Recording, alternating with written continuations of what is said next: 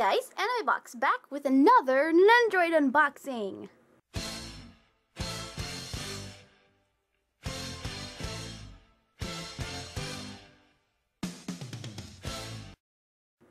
I know, I've had so many lately, especially with all those Miku ones.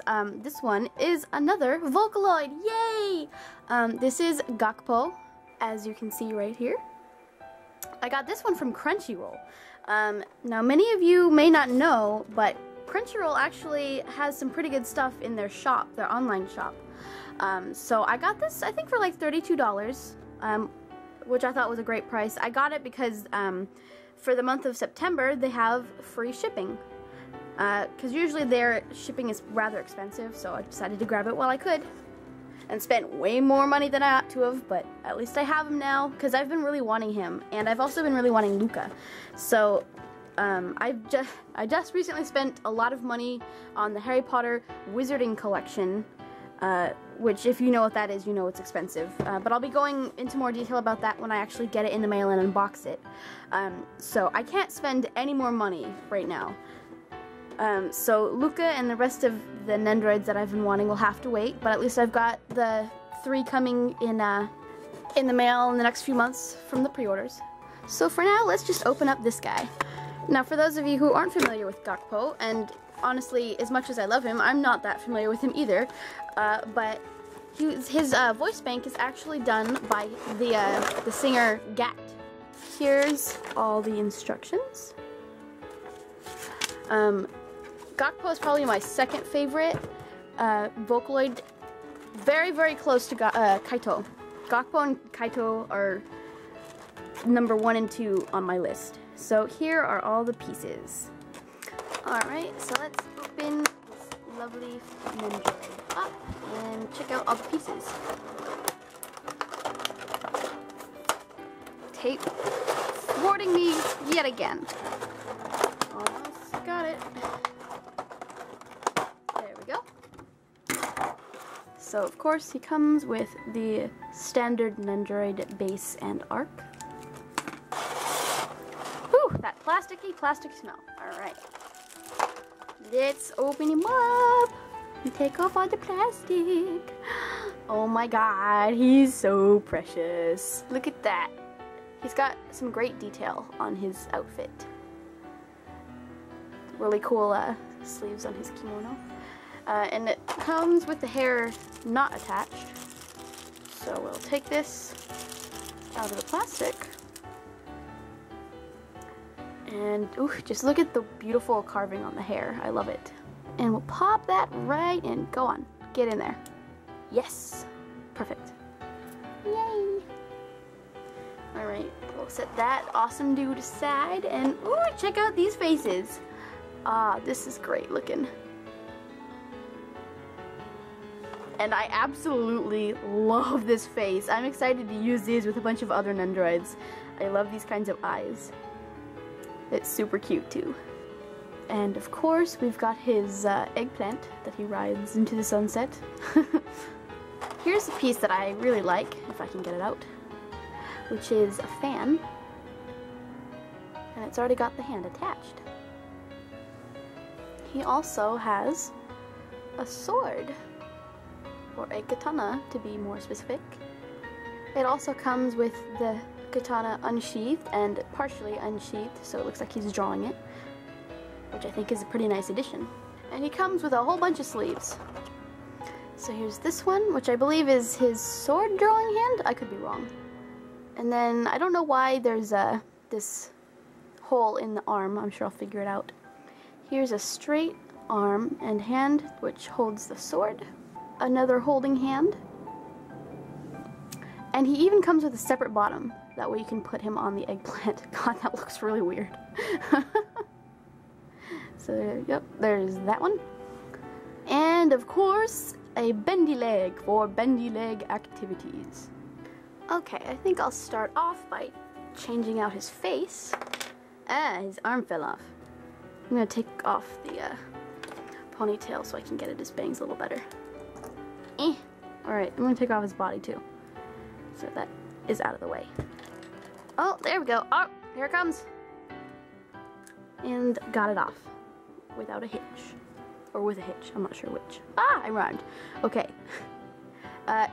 So his headphones are attached to the hair.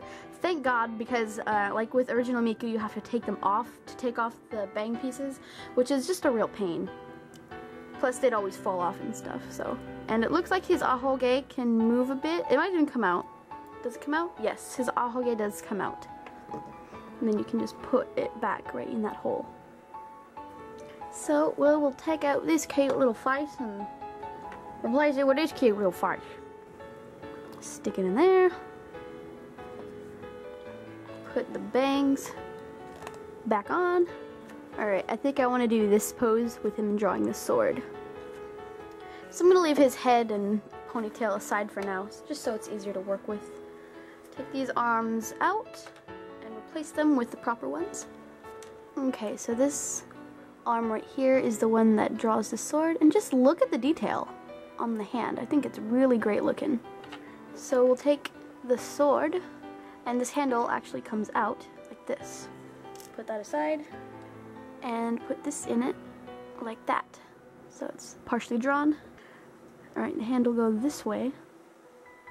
So hold on, it doesn't actually grip it, so I think it has to go in the other hand with this little clear peg right here. Okay, and I figured out what this hole is for. It's for this thing.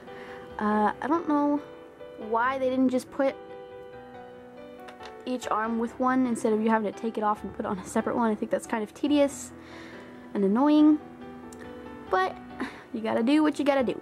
So there you go. So put that arm right in there, like that. And that arm right there. Okay, I figured out how he holds onto the sword. It's actually, this peg goes in his belt, if I can get it in there. Like that. Okay, the way I did it, you kind of bring it up, came off, and pop it on top of there. And then I just gotta put this back, came out of the hole right there. It's kind of hard to get them all matching up. As always with your Nendoroid, it takes a bit of fiddle faddling. I don't think that's a term. Floodling? Yes, floodle your Nendoroids. Alright, got that part on. Now it's time for this other arm. Stick in the hole like that. Okay, one of the tricks to getting this to match up right, I just realized, is you gotta turn the waist a bit, and that way his hand can center over it without this socket coming out like that. So there that is.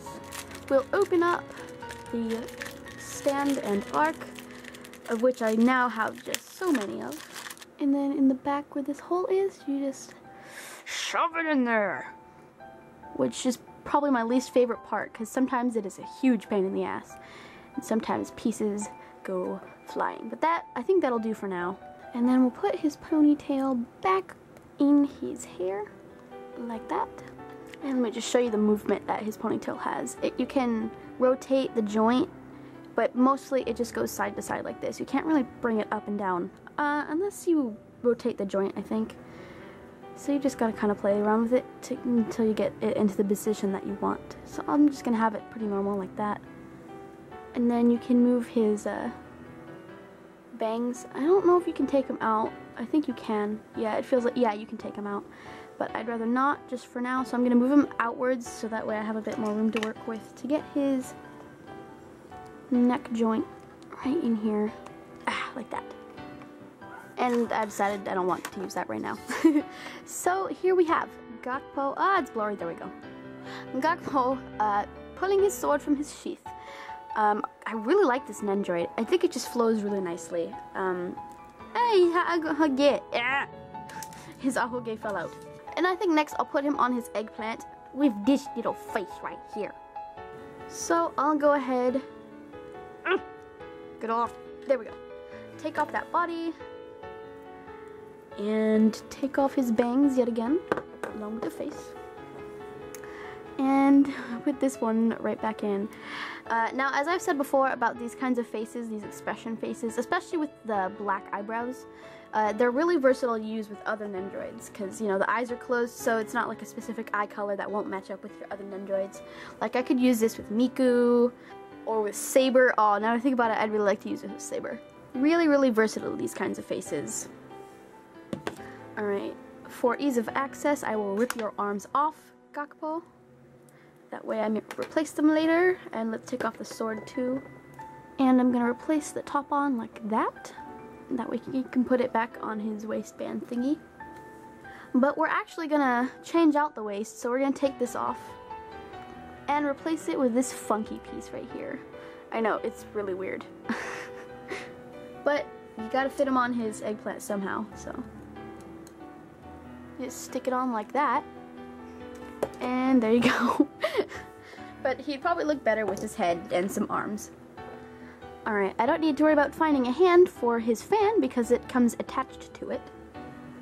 I just need to find the right arm.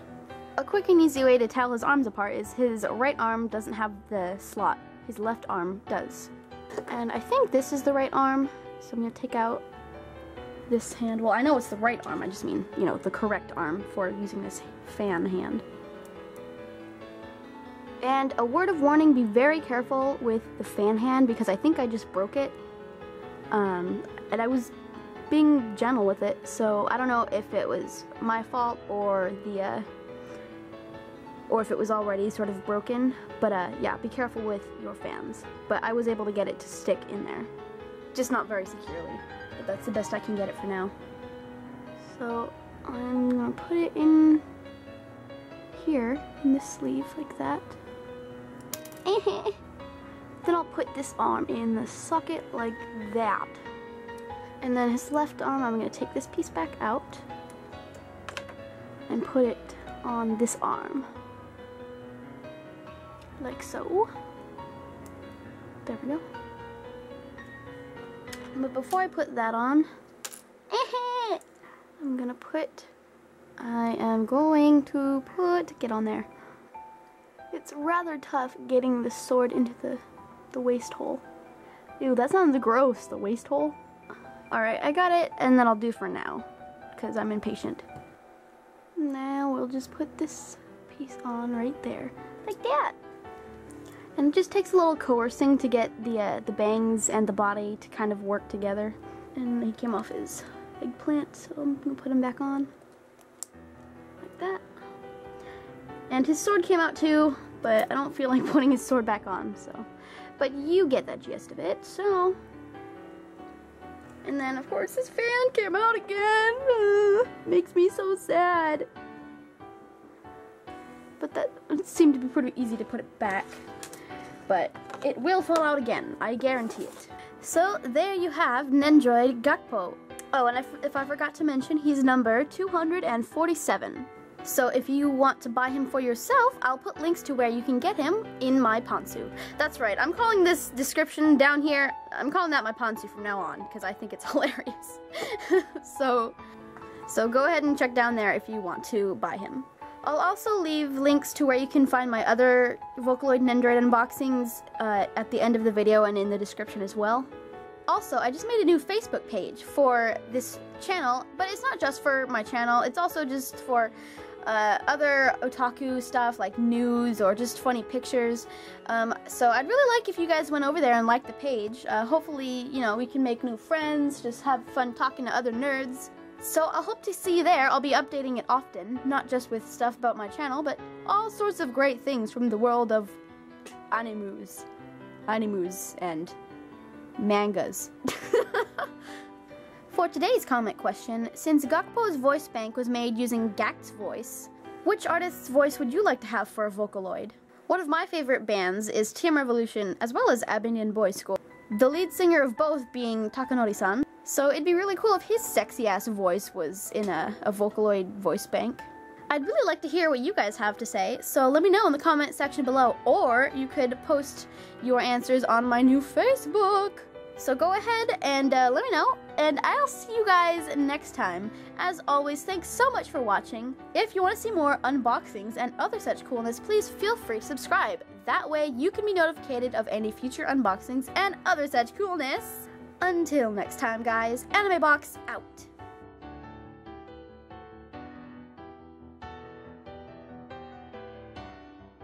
Holy crap. I was gonna do an unboxing later. I just got this package from Crunchyroll. And look at this packaging. I only got 2 figures, and this box is huge. Thanks, Crunchyroll, for your amazing packaging. Oh, God.